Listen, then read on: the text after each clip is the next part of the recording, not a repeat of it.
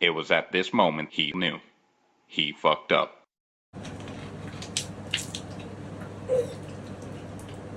హే అందరికీ నమస్కారం. సో మొన్న అయితే మా ఫ్రెండ్ వాళ్ళ ఇంటి దగ్గరికి వెళ్ళినప్పుడు రోడ్డు మీద కొన్ని ఆకులు ఏరుకొని వచ్చానమాట. అవి ఎందుకు ఏరుకొని వచ్చాను ఏంటి అని మొత్తం చెప్తా వినండి. సో నేను తీసుకొచ్చినవి బాదాం ఆకులు. మీలో బెటా ఫిష్ పెంచుతున్న వాళ్ళకి చాలామందికి తెలిసే ఉంటుంది ఇది ఎందుకు యూజ్ చేస్తామని. సో వాటర్ యొక్క పీహెచ్ తగ్గించడానికి యూజ్ చేస్తాము. బెటా ఫిష్కి వాటికి చాలా మంచిదన్నమాట ఇది ఉండడం వల్ల.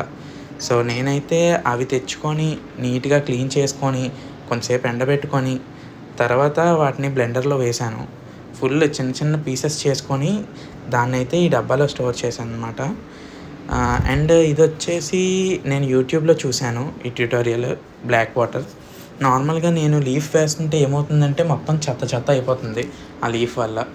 సో ఇలాగైతే అవ్వదనేసి ఆల్టర్నేటివ్ సొల్యూషన్స్ చూస్తున్నప్పుడు ఈ బ్లాక్ వాటర్ రీప్లేస్ చేస్తుంది బాదం లీఫ్ వేయడం కన్నా అనేసి చూసాను.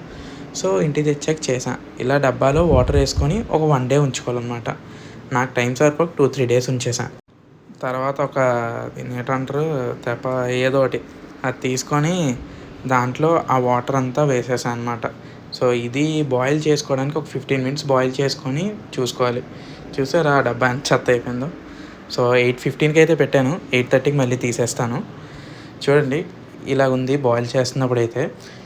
నీట్గా బాయిల్ చేసుకున్నాక అది ఫుల్గా స్ట్రెయిన్ చేసుకున్నాను. మళ్ళీ ఆ పార్టికల్స్ అన్నీ ఉండిపోతాయి కదా.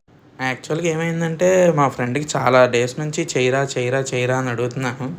ఇంకా ఆడు ఎలాగా చేయట్లేదని నాకే చిరాకు వచ్చి నేనే చేసుకున్నాను అనమాట.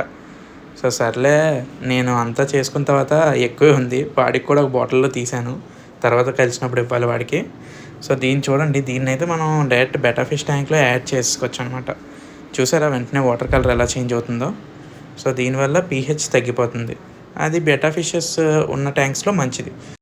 సో ఓకే సరే అయితే మళ్ళీ నెక్స్ట్ వ్లాగ్లో కలుద్దాం. బాయ్.